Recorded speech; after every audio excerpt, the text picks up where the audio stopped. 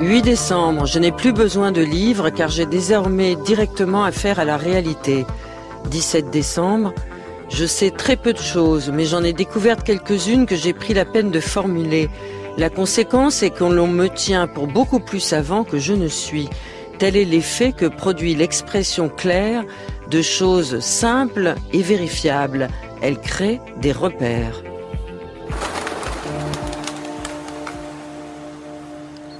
Jean-François Billetter est notre invité à l'occasion de la publication de ses 2 derniers livres, Une rencontre à Pékin, Une autre Aurélia. Et pour lui faire plaisir, mais aussi pour nous faire plaisir, nous commençons, comme chaque soir, en musique et avec Georges Moustaki, la philosophie.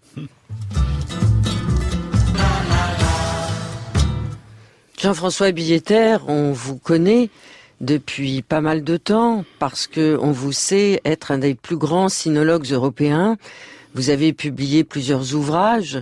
Vous êtes un professeur incontestable, un enseignant admiré et un auteur éminemment respecté. On vous avez connu avec Chine 3 fois muette, puis des livres sur Chuang Tzu, puis un livre magnifique sur l'art chinois de l'écriture et ses fondements, un autre sur la traduction, et puis tout d'un coup, sortent 2 livres simultanément qui sont de véritables coups de poing, puisque l'un parle de votre arrivée en Chine à l'aube des années 60, quand vous décidez de quitter votre ville, Genève, pour aller essayer de comprendre une civilisation. Vous étiez l'un des premiers Européens. Et l'autre raconte ce qui s'est passé à l'intérieur de vous depuis la disparition de votre épouse que vous avez rencontrée très vite dans ce Pékin où vous êtes devenu un étudiant passionné de la langue chinoise, de la civilisation chinoise et de l'art de vivre chinois. Alors, peut-être est-il important de restituer avec vos émotions comment et pourquoi vous avez dit la première fois à votre père, qui d'ailleurs ne vous a guère encouragé, que vous vouliez partir à l'autre bout du monde, car dans les années 60, partir pour Pékin, c'était vraiment le bout du monde. Ah oui, tout à fait, c'était partir vers l'inconnu complet. Et je dois dire que ça me plaisait de partir vers l'inconnu complet. Ça avait un double sens, c'était une façon de quitter un monde dont je voulais m'éloigner, pour y revenir plus tard éventuellement, ça je ne savais pas encore, et puis c'était aller à la découverte. Et il faut dire qu'à l'époque, voyager, partir de Suisse pour aller jusqu'en Chine, c'était un voyage qu'on a de la peine à imaginer maintenant, parce que les distances étaient grandes, les voyageurs étaient rares, et on savait quasiment rien de la Chine. Donc vous prenez un train, puis un autre. Mais oui, ça a duré 10 ou 11 jours. Le trajet de Moscou à Pékin durait 6 jours. Et on s'installait à bord du train comme pour un voyage transocéanique de la belle époque. C'était quelque chose de merveilleux. Et puis j'avais l'impression, voyageant seul, enfin j'étais entouré d'autres voyageurs russes, si vous voulez, mais enfin j'étais seul de mon espèce dans ce train. J'avais vraiment l'impression d'une aventure digne des 80 jours autour du monde de Jules Verne, en particulier l'arrivée à Pékin. Et quand vous arrivez à la gare de Pékin, un étudiant à peu près de votre âge vient vous accueillir, et là, votre grande surprise, vous êtes plutôt soupçonné d'être dans cette ville. Non, on ne peut pas dire ça. Non. D'abord, ce n'était pas un étudiant, c'était un cadre, enfin c'était un représentant de l'école où j'allais étudier.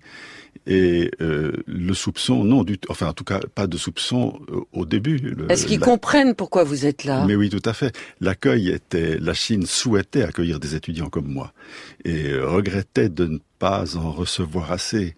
Et donc il y avait un cadre qui était préparé pour moi et pour d'autres, et ce cadre était très bien pensé, l'accueil était tout à fait amical.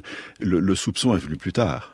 Et le soupçon, au fond, n'a commencé que lorsque j'ai commencé à sortir un peu du cadre dans lequel j'étais censé rester. Parce que vous êtes tombé amoureux.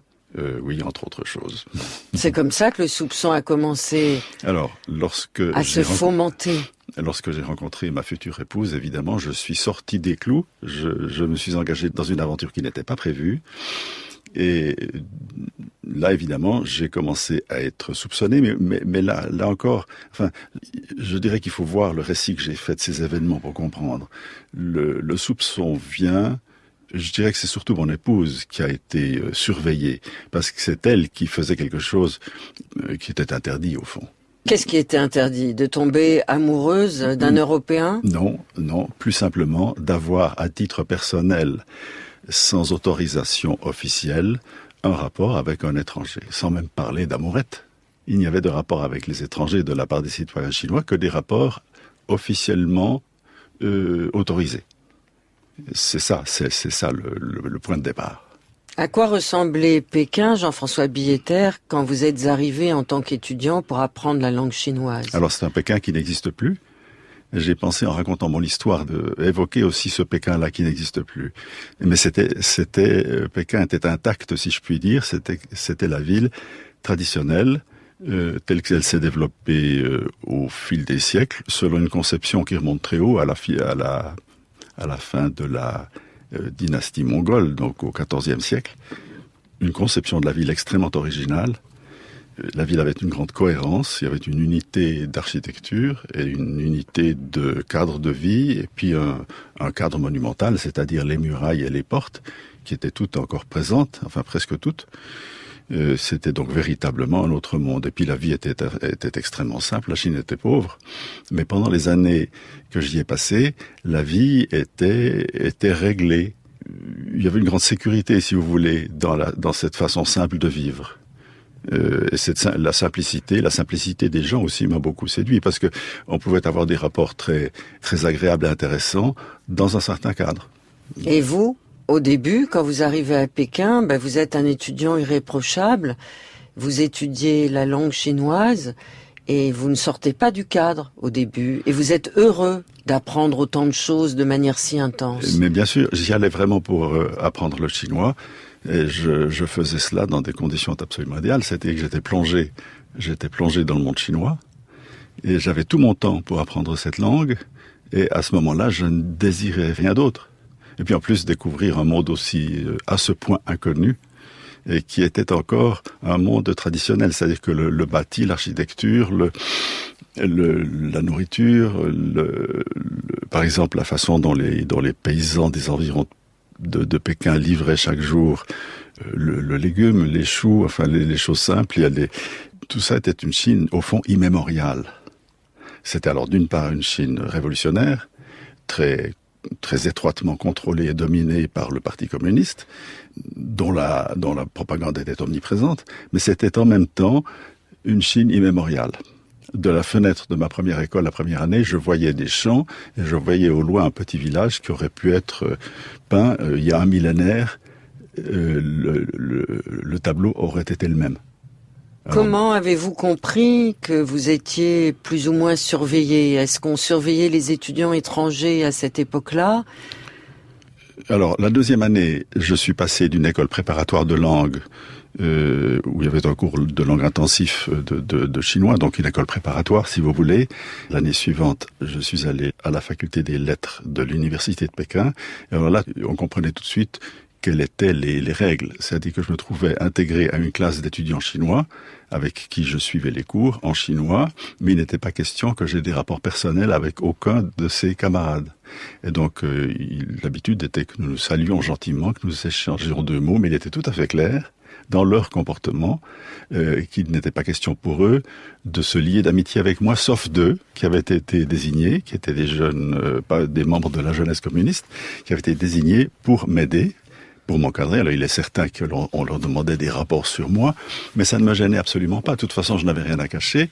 Et dans leur fonction d'aide, ils ont été dévoués. Ils n'ont pas été très utiles, mais ils ont été dévoués. Ils passaient le soir dans ma chambre pour voir si j'avais besoin d'aide. Je pouvais leur demander quelques explications. Ça n'allait pas très loin. À cette occasion-là, nous avons eu des conversations sur le monde d'où je venais. Ils n'étaient pas très curieux. Et ce qu'ils en savaient ou croyaient en savoir était infiniment simpliste. Et quand j'essayais de leur expliquer un petit peu les choses, au fond, ils ne s'intéressaient pas beaucoup à ce que je leur racontais. Ils étaient convaincus que j'avais été envoyé par le gouvernement de mon pays. J'essayais de leur expliquer que pas du tout, que c'était une initiative purement personnelle. Pour eux, c'était quelque chose de totalement inconcevable. Ils ne me croyaient pas. Combien d'Européens étiez-vous dans ces années-là à Pékin ?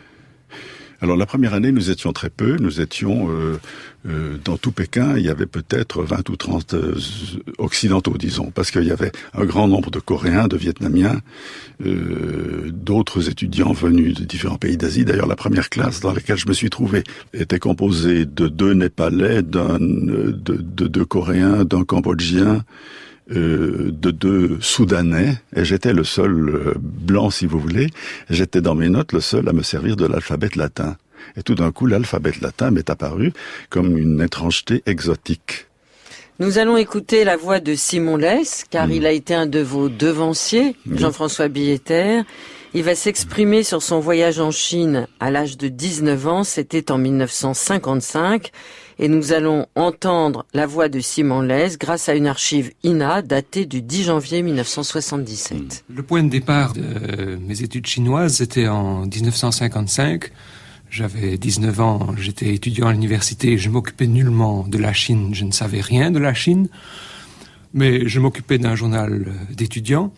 Et à ce moment-là, j'ai eu une invitation pour aller en Chine, donc comme membre d'une délégation de la jeunesse et à titre de rédacteur de ce journal d'étudiants.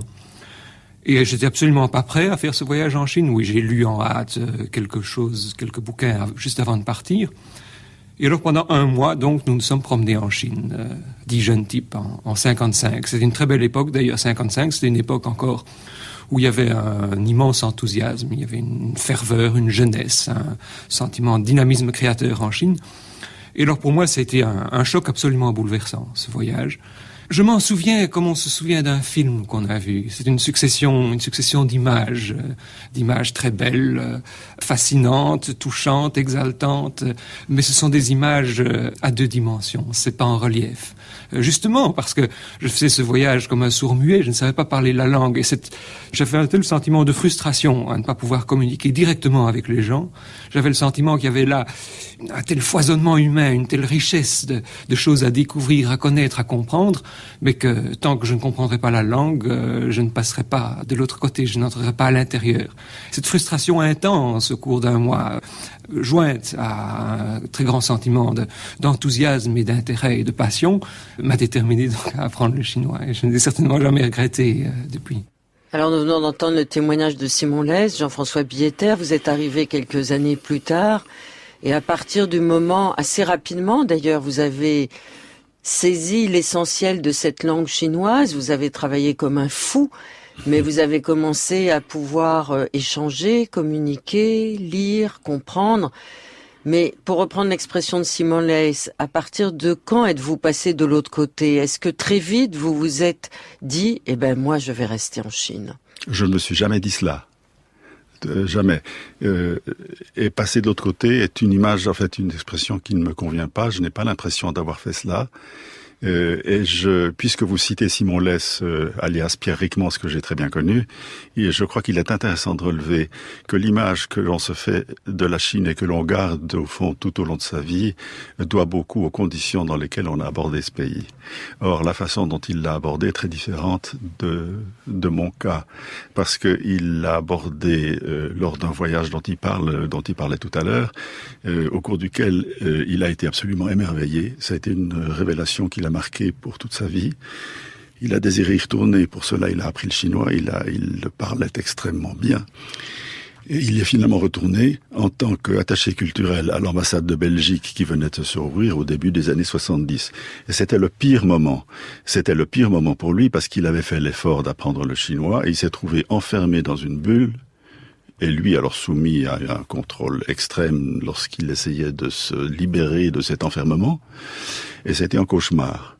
Et donc, moi je dirais qu'il est resté marqué par ces doubles expériences, extrêmement positive, extrêmement négative. Et donc, jusqu'à la fin de sa vie, il a toujours commenté la Chine, d'une part, en idéalisant beaucoup, à mon avis, une certaine Chine, et en noircissant beaucoup une autre Chine.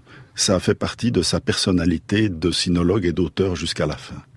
Et comme je le raconte dans ce petit livre, j'ai abordé la Chine de façon tout à fait différente. Il n'y a pas eu cette espèce d'épiphanie, de révélation, ni cette condamnation à la prison diplomatique, si je puis dire. Et c'est justement dans une rencontre à Pékin que je raconte comment les choses se sont passées pour moi. Elles se sont passées grâce à l'amour aussi. C'est peut-être pour cela que, et s'il n'y a pas eu de révélation et d'épiphanie par rapport à cette civilisation, il y a eu un événement, un coup de foudre amoureux qui est arrivé quand même assez vite dans votre histoire, Jean-François Billetter, qui a fait que il y a eu une sorte de mouvement de bascule, à la fois émotionnel, mais aussi intellectuel. Oui, il y a eu le coup de foudre, comme vous dites, mais... Coup de foudre sur un regard. Oui, tout à fait. Mais ensuite, il y a eu une aventure, parce que nous avons été très vite mis au pied du mur. Il fallait que nous demandions le mariage, ou bien que nous cessions de nous voir. Et alors, nous avons fait l'un et l'autre. Alors que vous vous connaissiez pas. Quasiment pas. Quasiment pas. Faut vraiment croire en l'autre, des deux côtés d'ailleurs. C'est un pari fou. C'est un pari fou que nous avons finalement gagné à l'échelle d'une vie. Et donc, cette aventure-là, évidemment, m'a beaucoup occupé. Elle a été le fil rouge de mes années de Pékin. Mais à cause de cette aventure, j'ai été obligé d'être extrêmement attentif aux gens, au fonctionnement de cette société, à laquelle j'ai été, au fond, initié à cause de cette aventure. Alors qu'en venant comme étudiant étranger, j'étais censé ignorer tout cela. Et c'est ça, au fond, c'est en cela que mon expérience de la Chine, à cette époque-là, est exceptionnelle, parce que, justement, j'ai été entraîné hors du cadre prévu. J'ai été, au fond, par le sort, obligé de jouer une partie dangereuse, encore beaucoup plus dangereuse pour ma future épouse, bien sûr. Mais cela m'a donné si vous voulez, cela m'a engagé dans la réalité chinoise d'une façon très différente de celle de Pierre-Ric Simon-Less. Et je pense que ça m'a marqué ensuite durablement. Qu'avez-vous éprouvé à l'intérieur de votre corps et aussi dans votre cœur, Jean-François Billetter, quand vous avez vu cette jeune fille la première fois? Mais vous savez, il s'est passé quelque chose au fond de tout à fait simple, parce que maintenant, a posteriori, nous avons un regard sur toute l'existence que nous avons menée jusqu'à sa disparition à elle, et donc la chose nous paraît énorme. Mais sur le moment, c'est un regard, c'est une connivence naissante, et c'est une grande ignorance de ce qui nous attend. C'est le début d'une aventure, mais le début de l'aventure, il est au fond tout à fait modeste. L'aventure ensuite se déploie et prend du poids et prend des aspects dramatiques par la suite. C'est un coup de dé pour le futur. Ah oui, tout à fait. Et quand vous parlez d'amour, moi je dirais que l'amour c'est quelque chose qui se développe, qui s'enrichit. Pourquoi il faut lutter aussi par la suite et qui prend une grande valeur avec le temps. On ne peut pas dire que dans le premier instant tout cela est déjà contenu. C'est un petit début d'une grande chose qui devient grande par la suite.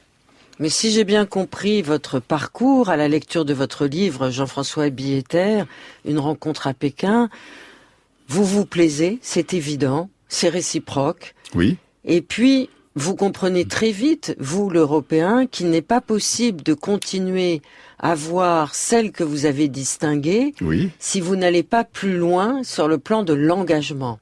Oui, mais aller plus loin, c'est encore un langage trop vague. Il fallait demander le mariage. Ben oui, mais alors, demander en mariage quelqu'un qu'on connaît pas. Mais c'est pour ça que je parle d'un pari fou. C'était un pari fou. Et donc, il y avait une espèce de conscience, d'abord, il y avait le constat que nous étions l'un et l'autre prêts à prendre ce risque. Là, il y avait une chose qui a été claire entre nous. Ben comment? Eh ben, nous nous sommes vus, et nous nous sommes posé la question réciproquement, et nous y avons répondu par oui. Et ensuite, il a fallu attendre 1 an et demi pour pouvoir nous revoir, parce que là, c'est ce que je raconte dans Une rencontre à Pékin. Et au fond, ça a été une initiation extraordinaire à la réalité de ce qu'était la Chine à l'époque, d'être pris dans les méandres et les difficultés qu'imposait le régime. C'est-à-dire que l'adversité politique qui a présidé à la possibilité de pouvoir vous voir a au contraire renforcé votre amour. En tout cas, notre détermination Et puis l'amour, si vous voulez, c'est un bien grand mot. Enfin, c'est un mot que j'assume, bien sûr, mais c'est quelque chose qui a beaucoup évolué, qui s'est enrichi ensuite avec le temps. Sur le moment, c'était un pari. Vous pouvez parler d'amour, bien sûr, mais c'était d'abord un pari, un saut dans l'inconnu et une aventure.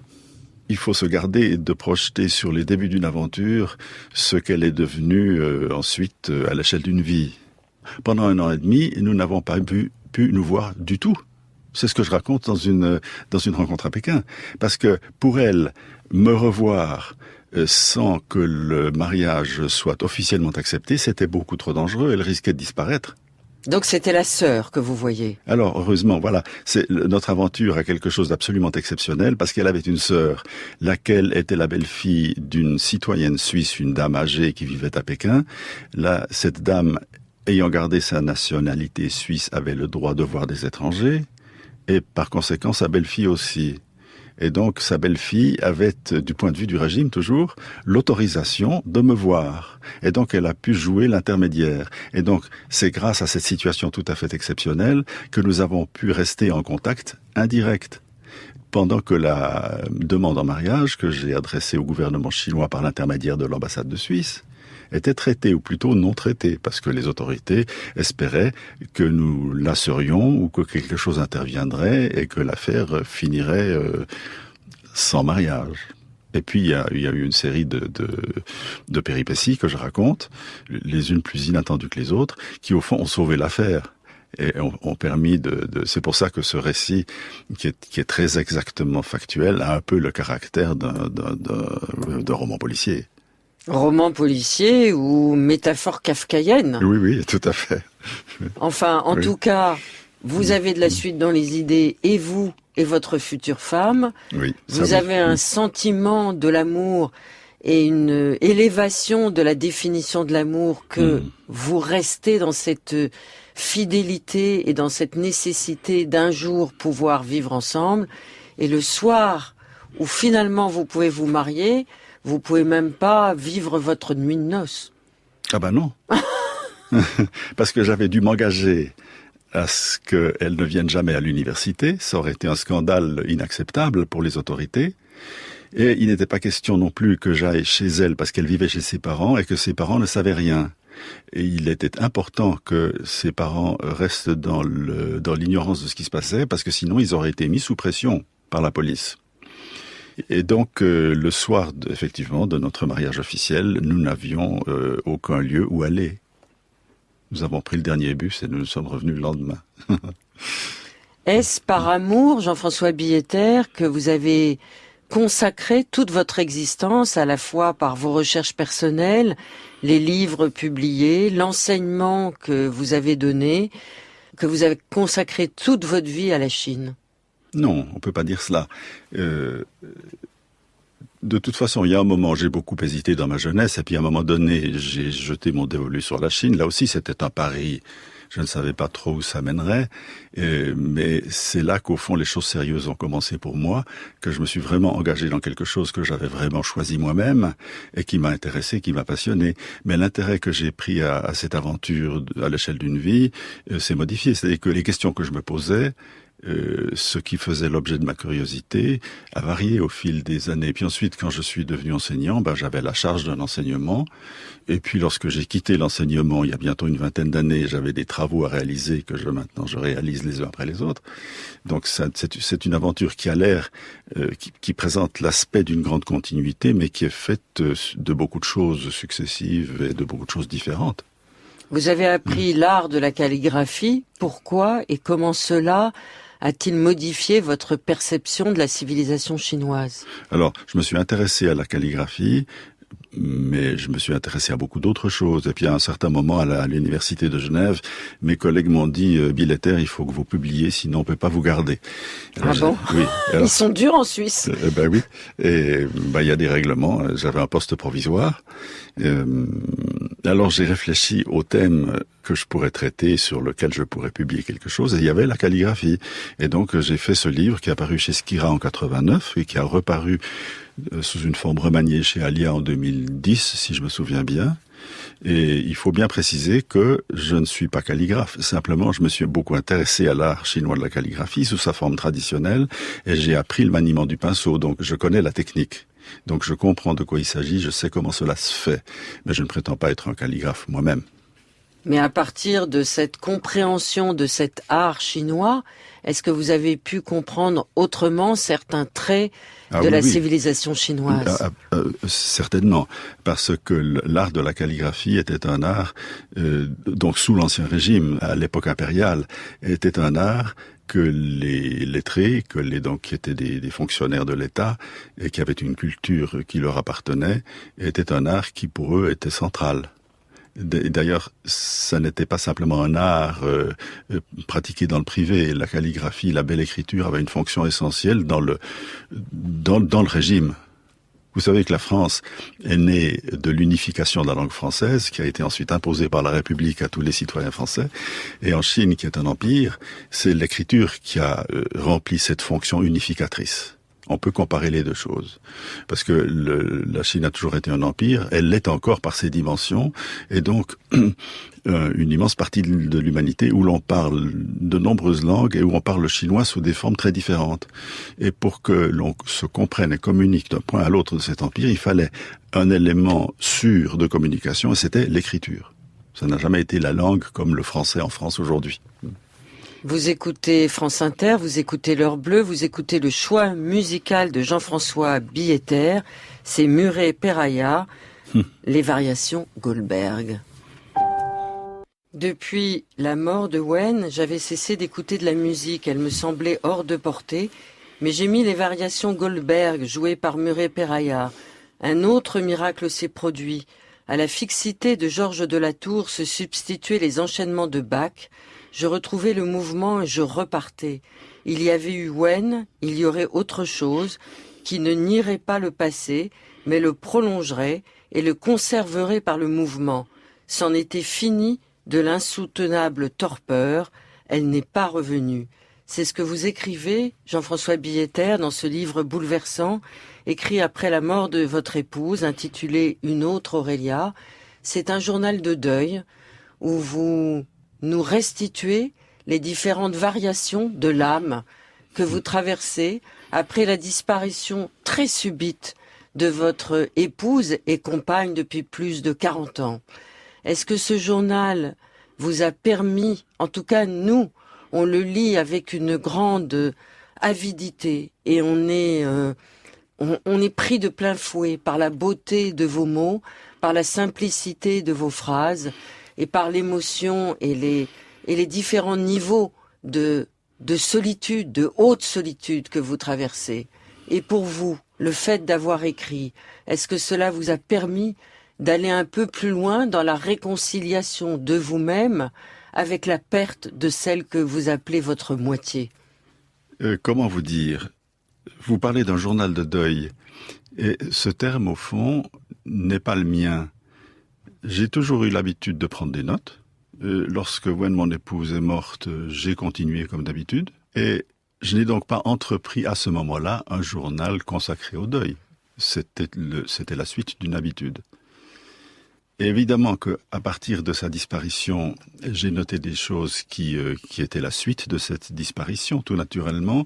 Et à un moment donné, je me suis dit, peut-être ces notations pourraient-elles présenter de l'intérêt pour d'autres? Parce que je me suis aperçu qu'au fond, j'avais vu au cours de ma vie des couples, un conjoint perdre sa conjointe ou inversement, et au fond, je me suis rendu compte que je n'avais jamais fait la moindre tentative de me mettre à leur place. Et dès lors que je vivais moi-même cette expérience, je me suis dit, bien d'autres qui n'y songent jamais ou qui ne peuvent pas comprendre ce qui se passe, peut-être profiteront de ces choses que je note, mais que je note pour mon propre usage.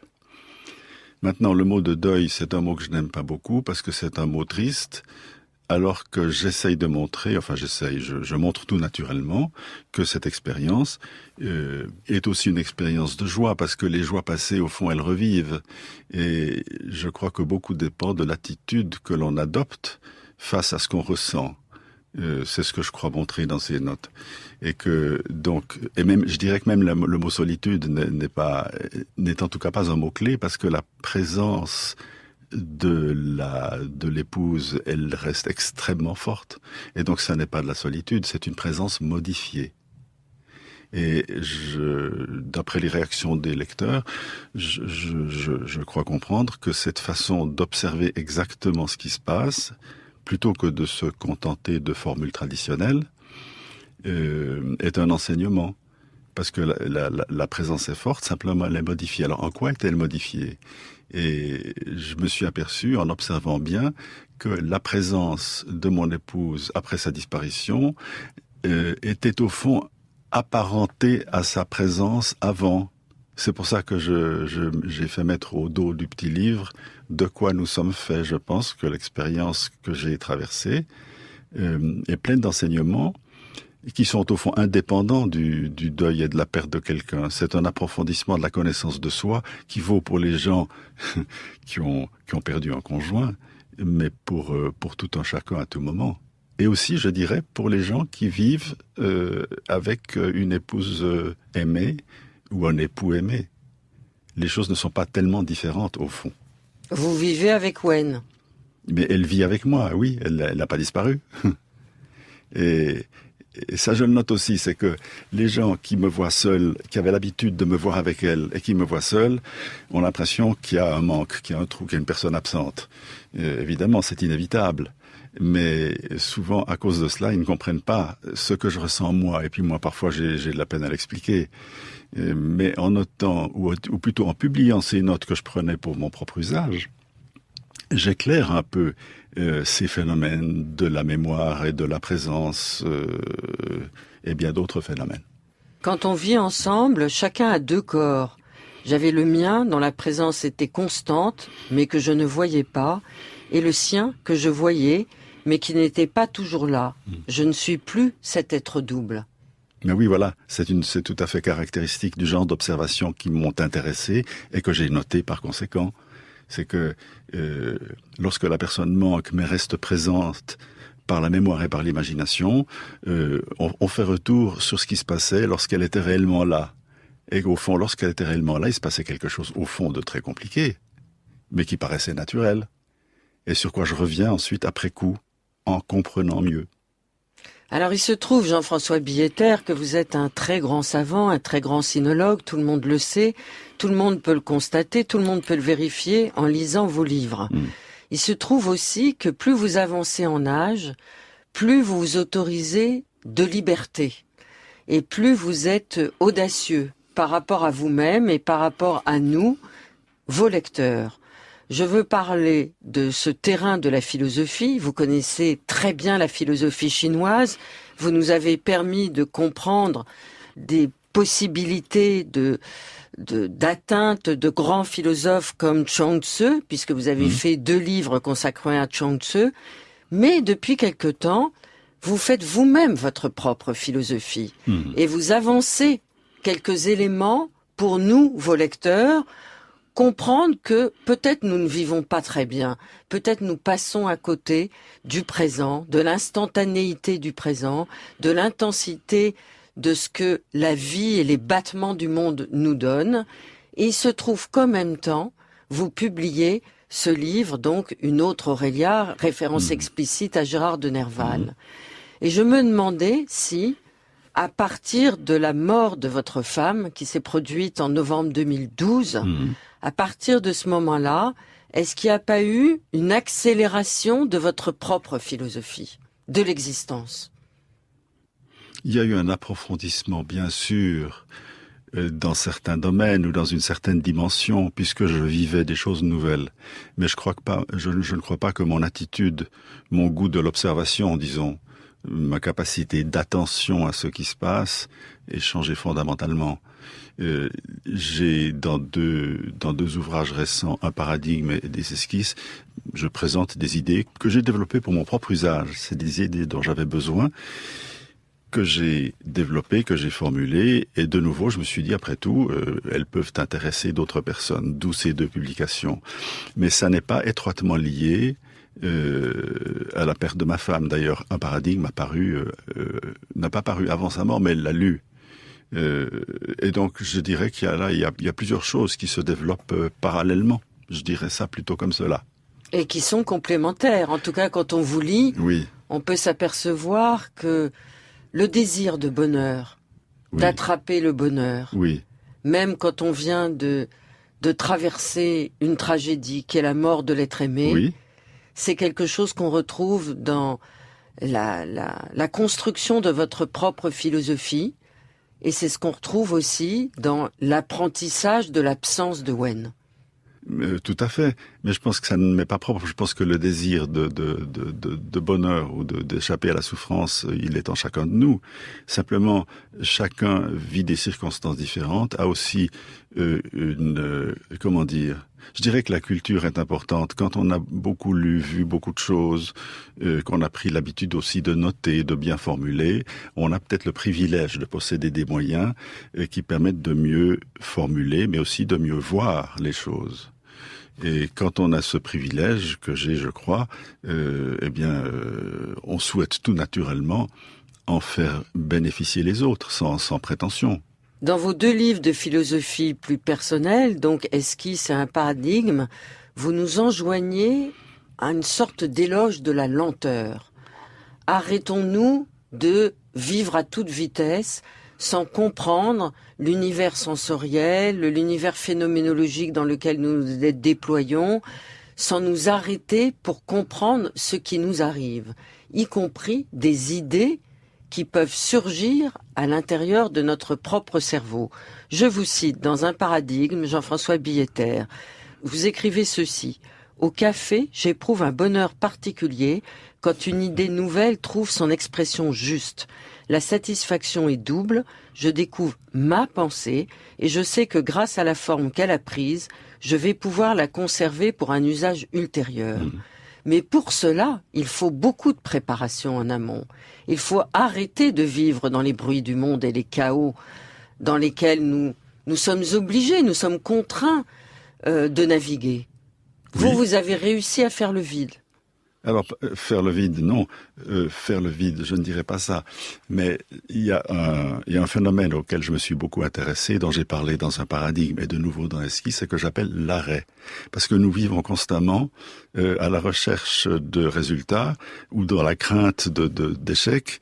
Nous vivons dans une tension permanente parce que nous avons des buts, parce que nous avons des tâches, parce que nous avons des soucis. Et je dirais que la base, le commun dénominateur de tout ça, c'est que nous avons en permanence, nous sommes dans l'intention de ceci ou de cela. Or, l'intention est quelque chose que nous pouvons lever, nous pouvons cesser de vivre dans l'intention. C'est ce que nous faisons spontanément quand nous sommes distraits tout d'un coup. Ou bien quand quelque chose nous surprend, nous sommes bouche bée.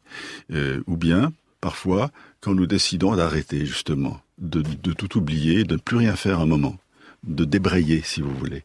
Et cette capacité de débrayer, qui est une capacité naturelle, mais que nous perdons parfois, mais que l'on peut retrouver et cultiver, c'est quelque chose qui m'a beaucoup intéressé. Et je pense toujours que cette capacité de s'arrêter, de ne plus bouger, est aussi un point de départ, et que l'attention à ce qui se passe autour de nous et en nous naît au fond de ce moment d'arrêt.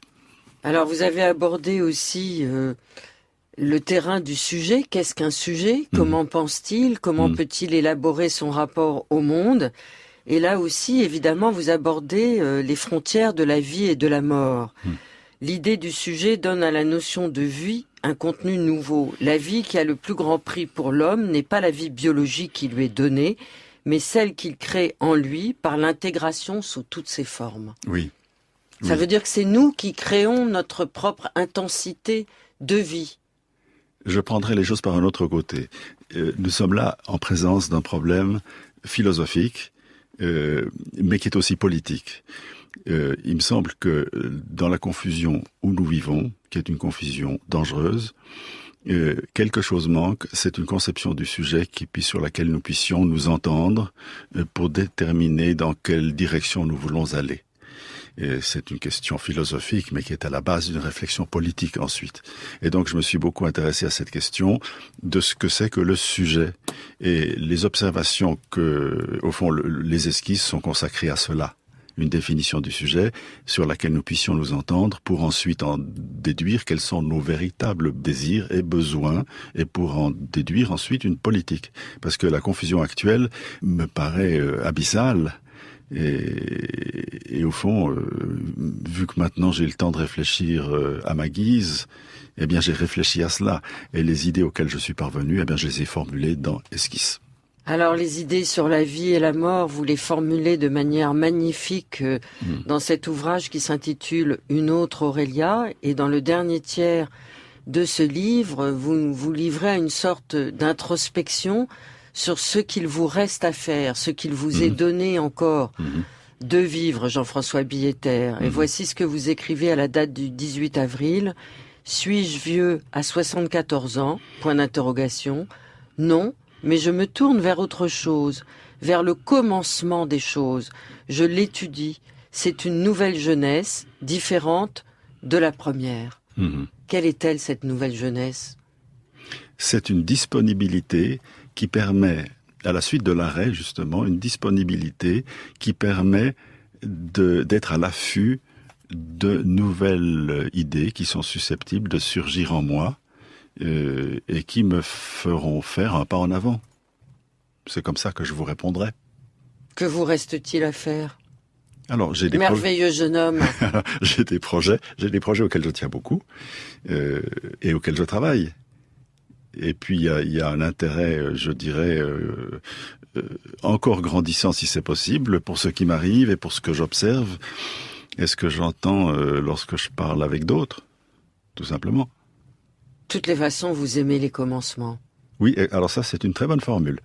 C'est une très bonne formule que je garderai pour moi.